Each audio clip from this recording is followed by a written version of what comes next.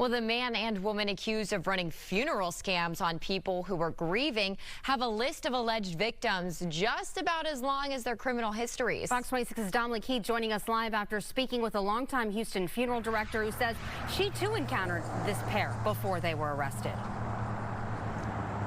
Yeah, licensed funeral director Christy Bob has held that title for nearly 30 years. So she says when an up-and-comer in the industry turned to her for tips, she gladly gave them. But she says she was stunned when that young lady ended up arrested and charged in connection with defrauding families and funeral scams.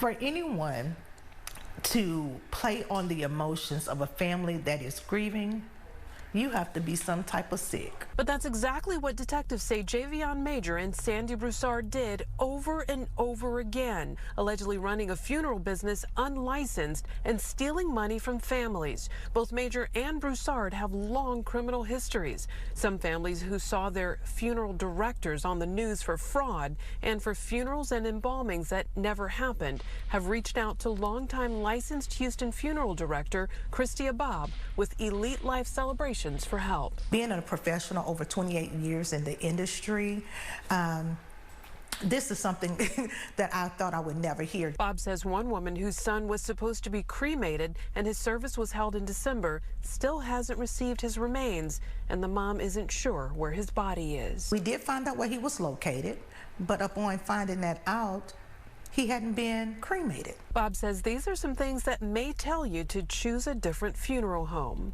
If you never go to the funeral home, you might want to think about that. That's number one. Nothing wrong with Cash App if it's in the business name.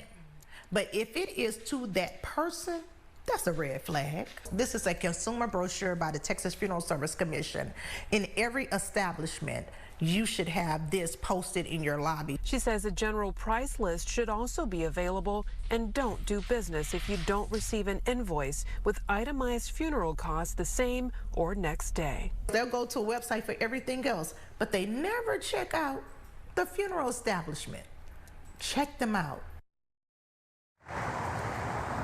And part of that research, she suggests, should be to make sure you go to the Texas Funeral Commission website to make sure your funeral director has a license. Now, Bob says she has since received so many phone calls about what are the red flags to look for. She's planning to hold a free seminar to answer all of those questions. Reporting live, I'm Damali Keith, Fox 26 News.